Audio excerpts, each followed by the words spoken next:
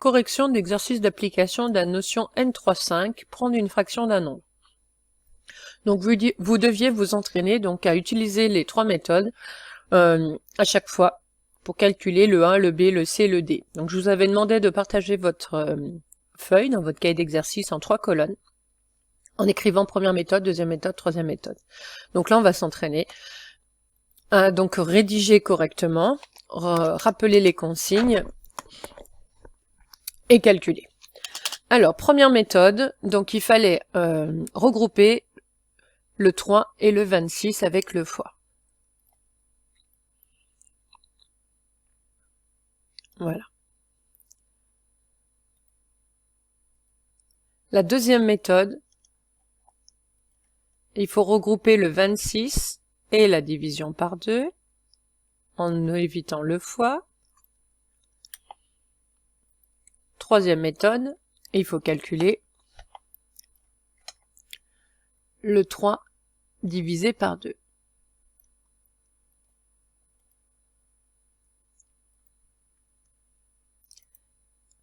Voilà. Donc on y va. Donc on calcule le 3 fois 26 et on divise le tout par 2. Donc ça, c'est la première étape. Donc j'entoure... alors moi, je vous l'ai dit, hein, l'ordinateur, c'est un peu plus long que vous, bien entendu. Voilà. On entoure le 3 fois 26. Je vous rappelle comment on fait pour faire 3 fois 26. On commence par le facteur qui n'a qu'un seul chiffre, le 3. Je multiplie par les chiffres les plus à droite à cause des retenues. Donc 3 fois 6, ça fait 18. On écrit à chaque fois qu'un chiffre. Quand il y en a deux, c'est qu'on a une retenue. Donc on écrit le 8, on retient 1. 3 fois 2, 6 et la retenue 7. Et on doit diviser par 2. Donc là, la première étape est terminée. J'ai calculé donc ce que j'ai entouré, à savoir le 3 fois 26, et je l'ai effectué en entier. On passe donc à la seconde étape, qui est la division ici par 2, tout simplement. Alors, pour prendre la moitié des nombres qui commencent par 70 ou 90, c'est facile. Il faut prendre la moitié de comment on prononce. Donc, ça se lit 60, 18, donc je prends la moitié de 60 qui fait 30, la moitié de 18 qui fait 9. On obtient 39. J'encadre et donc j'ai ma réponse. Je passe à la deuxième méthode. Donc il faut regrouper le 26 et le diviser par 2. Donc d'abord je vois mon calcul, il commence par le 3, ensuite il y a le fois et ensuite j'aurai le 26 demi à calculer. Donc je calcule le 26 demi, ici. Alors je prends la moitié du coup de 26, donc c'est pas très compliqué. Je prends la moitié du 2 et du 6, puisqu'ils sont tous les deux pairs, j'obtiens 13. Ensuite je calcule le fois 3. Donc je rappelle qu'on part du facteur qui n'a qu'un seul chiffre et je le multiplie par les chiffres les plus à droite. Donc 3 fois 3 ça fait 9 et ensuite 3 fois 1, 3, on retrouve le 39. Vous voyez que cette méthode-là est la plus efficace, c'est souvent la méthode 2 la plus efficace, puisque on utilise, quand les nombres s'y prêtent, des stratégies de calcul mental. Voilà. Et je mets mon texte au-dessus. Voilà. Deuxième méthode. Alors, ici, 3 demi fois 26, donc il faut que je prenne la moitié de 3, donc qui est 1,5. Et là, on aboutit à un calcul où, qui paraît plus simple, hein, parce qu'on a calculé directement la moitié de 3, mais j'ai une multiplication de 2 chiffres fois 2 chiffres à faire. Et donc là, il n'y a pas le choix, il faudrait poser la multiplication. Donc là, je vais le marquer en remarque, parce que poser une multiplication avec l'ordinateur, c'est beaucoup plus compliqué. D'accord, mais c'est ce qu'il faudrait faire. Donc 1 égale 39, après avoir posé la multiplication de 1,5 par 26. Donc elle n'est pas privilégiée, hein, puisque Poser une multiplication, c'est quand même drôlement plus long, une multiplication de 2 chiffres fois 2 chiffres par rapport ici à la deuxième méthode où on a simplement pris la moitié de 26 et fait 1 fois 3. Donc bien faire attention à ça. On passe au deuxième calcul.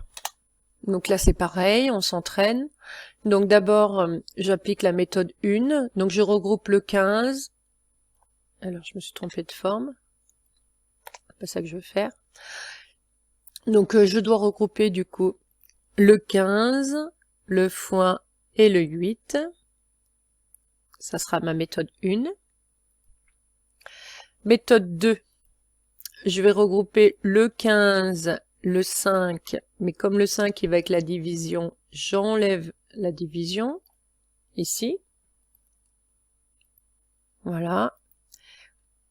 Et la dernière méthode, il faudra que je calcule donc la fraction, donc 8 cinquièmes. Et donc là, on va utiliser beaucoup les stratégies de calcul mental qu'on a vues à chaque fois. Alors, première méthode, B égale, donc je calcule d'abord le produit de 15 fois 8 et ensuite je diviserai par 5.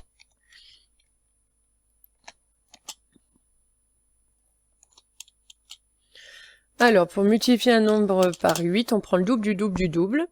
Ou alors, je utilise la stratégie qui part du facteur qui n'a qu'un seul chiffre, donc le 8. Je multiplie d'abord par le 5. J'oublie pas mes retenues et ensuite j'appliquerai par le 1. Après, vous faites comme vous voulez. Alors, le double de 15, c'est 30. Le double de 30, c'est 60. Et le double de 60, c'est 120. Et je divise par 5.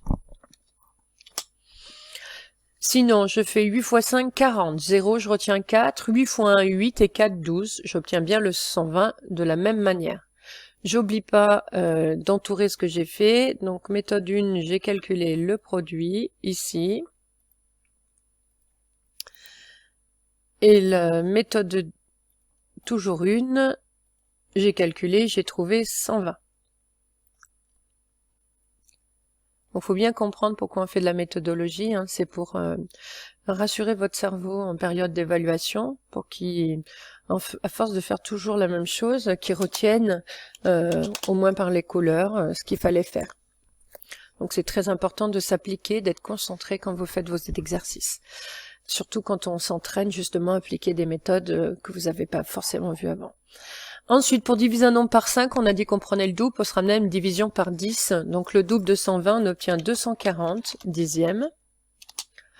Ensuite, pour diviser un nombre par 10, on décale la virgule d'un rang à gauche. Ici, ça revient à enlever un 0, donc je les enlève. On obtient 24 divisé par 1, c'est-à-dire 24. Donc j'ai ma réponse, ça fait 24. Donc la méthode 1, on peut toujours la faire, puisque vous voyez que la division, on l'a fait à la fin. Donc si la division se termine pas, on gagnera une fraction. Si la division se termine, on obtient un entier, ici. Alors, deuxième, B égale. Donc je vois qu'en premier, j'ai écrit le 15, donc je vais écrire le calcul avec le 15. Le 15, il va avec le 5, et on rappelle qu'on a évité le fois, parce que le 5, il est forcément au dénominateur.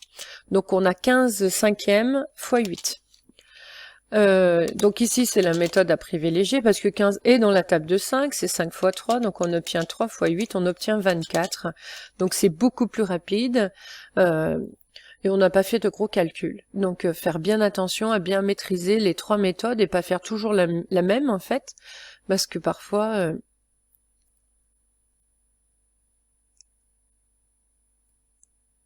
hop là, je mets bien le texte au-dessus, sinon on voit rien.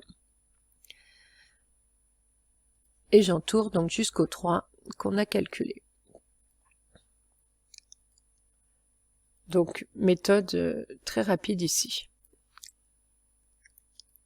Donc en évaluation, ça fait le même nombre de points. Et bien entendu que l'élève qui choisit toujours la méthode la plus compliquée avec les calculs les plus durs, il faut un qui se débrouille avec les calculs plus difficiles, et il mettra plus de temps. Donc bien faire attention d'essayer de voir quelle est la méthode la plus judicieuse à chaque fois. Alors ici on doit calculer 8 cinquièmes. Pour diviser un nombre par 5 on prend le double pour se ramener à une division par 10. Ensuite, pour diviser un nombre par 10, on rappelle qu'on décale la virgule d'un rang à gauche. Donc chez les nombres entiers, la virgule, elle est après le chiffre des unités, donc 16, quelque chose, donc virgule 0. Si je décale la virgule d'un rang à gauche, on obtient 1,6. Ensuite, ici, il faudrait poser la multiplication, puisque j'ai deux chiffres fois deux chiffres. Donc on retrouverait le 24, mais avec la même remarque au-dessus, il faudrait poser la multiplication. Je rappelle qu'en évaluation, si vous choisissez la méthode 3, il n'y a pas de problème et la multiplication doit être écrite sur votre feuille. Donc bien faire attention, c'est plus long, mais ça aboutit. Moi je vous impose pas, hein. Mais par contre, c'est vrai qu'au niveau du temps, si vous n'avez pas le temps de finir parce que vous avez fait la méthode qui n'est pas la plus judicieuse, eh ben c'est un risque à prendre. Mais mieux vaut faire moins de calculs qui soient justes que d'essayer absolument de faire une méthode qu'on maîtrise moins et que ça soit faux. Donc après, c'est un choix stratégique pour vous, et vous êtes tous différents, donc vous faites comme vous pouvez. Voilà. On passe au C. Allez, 3/4 x 40. Donc j'applique mes trois méthodes. Alors, méthode 1, je dois regrouper le 3, le fois et le 40 d'abord. Voilà. Méthode 2, je regroupe le 40 et le 4, et comme le 4 est au dénominateur, je suis obligée de prendre la division avec. Voilà. Et méthode de 3, je calcule le 3/4, donc la fraction.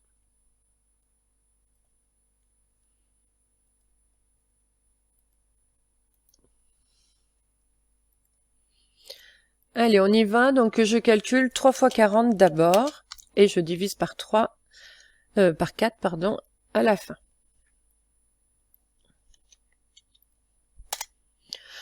Alors, 3 fois 40, on fait 3 fois 4, 12, et le 0 du 40, je le recopie. Et ici, c'est la même manière, je vais faire 12 divisé par 4, ça fait 3, et le 0, je le recopie. Donc quand on est à l'aise avec les calculs, voilà. Alors je vais rajouter la méthodologie pour bien voir en fait ce qui est important. Alors je calcule le 3 fois 4 d'abord. C'est ce qu'on a fait ici. Alors je l'ai mal fait. Je vais m'appliquer un peu mieux.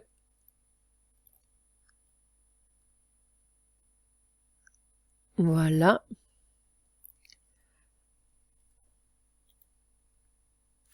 Je rappelle que vous, hein, c'est beaucoup plus rapide.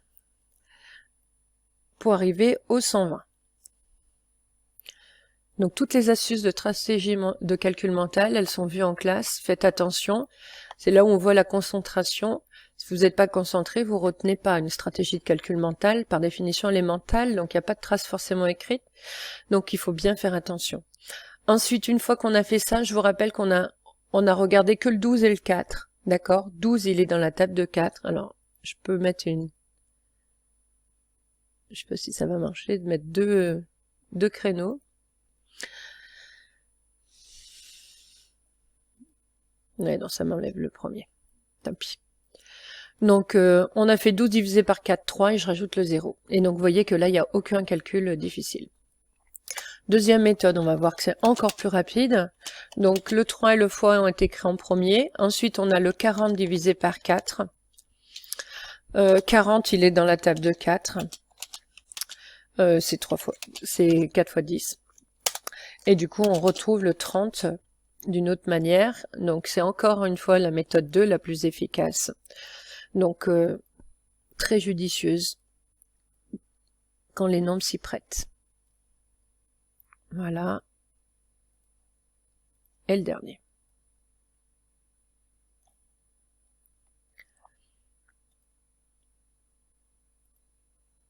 Et bien entendu que vous, sur l'ordinateur, hein, d'entourer, c'est beaucoup trop compliqué. Dernière méthode, faut calculer 3/4. Donc je vous rappelle que pour diviser par 4, on prend la moitié de la moitié. Donc où vous savez directement à quoi est équivalent le 3/4. Donc ça c'est quelque chose normalement que vous devez maîtriser. Hein. Donc 3/4 c'est 0,75. Sinon on fait la moitié de 3, 1,5. On rajoute un 0 inutile mais qui va m'aider à faire la moitié et on trouve 1,50. Et la moitié de 150 c'est bien 75. Alors ici, on n'a pas besoin de poser la multiplication, puisque je vous rappelle ici que 4 n'a qu'un seul chiffre. Donc là, on pourra le faire directement. Alors maintenant, on a 0,75 fois 4 à faire. Donc ici, je vous rappelle qu'on oublie la virgule dans un premier temps. Je vois 75 fois 40. Donc le 0 du 40, on va aussi l'oublier dans un premier temps pour faire simplement 75 fois 4. Donc pour multiplier un nombre par 4, on prend le double du double. Donc le double de 75, c'est 150. Le double de 150, c'est 300. Une fois qu'on a fait ce 300, on rajoute ce 0 là. Donc j'obtiens 3000. Faut bien suivre le cheminement. Hein. Donc j'ai fait 4 fois 75, 300. Le 0 du 40, je le mets là, on obtient 3000. Maintenant, je place la virgule. Dans le premier facteur, ici, il y avait 2 chiffres après la virgule. Dans 40, il y en a 0, donc je dois obtenir 2 chiffres après la virgule. Donc la virgule, je la place ici. Ensuite, ce nombre, on le laisse pas écrire 30 fois 0, 0, on écrit directement 30. J'obtiens bien le même résultat. On a fait des calculs un peu différents. Donc j'entoure envers ce que j'ai fait. Donc on a calculé directement le 3/4. Voilà. On passe maintenant donc au dernier calcul. Alors ici, première méthode. Je dois entourer le 33, le fois et le 2.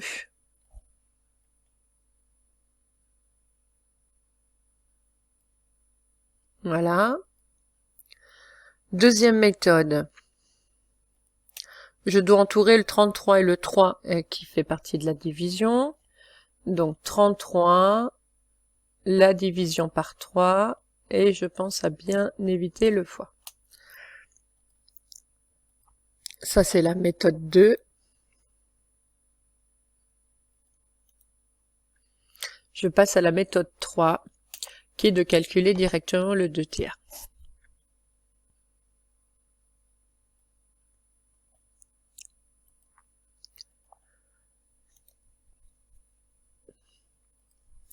Alors, méthode 1.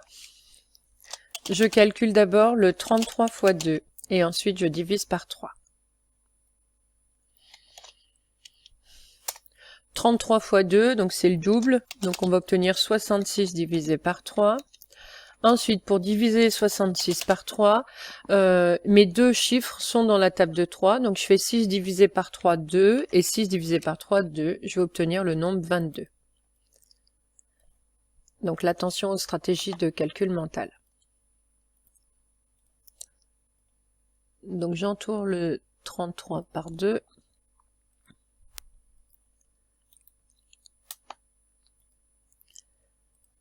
Et qu'on a obtenu 66. Voilà. Deuxième méthode. Cette fois-ci, on a commencé par le 33. Il est divisé par 3. Et en dernier, on aura le x2. Alors 33, c'est pareil. Le 3 et le 3 sont tous les deux dans la table de 3. C'est 11. 11 fois 2, je vais retrouver le 22. C'est encore une fois la méthode 2, la plus judicieuse. Voilà, j'entoure envers ce qu'on a fait pour que ce soit bien visuel. Pour obtenir jusque 11.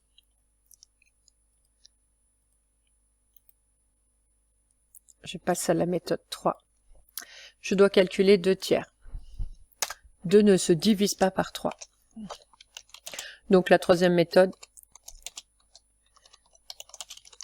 n'est pas possible. Puisque 2 ne se divise pas par 3, on l'a vu, 2/3 c'est la seule valeur exacte du quotient de 2 par 3. Donc la troisième méthode n'est pas possible, puisque 2 ne se divise pas par 3. Donc du coup, il n'y avait que les deux premières méthodes possibles. Voilà, donc la correction est terminée.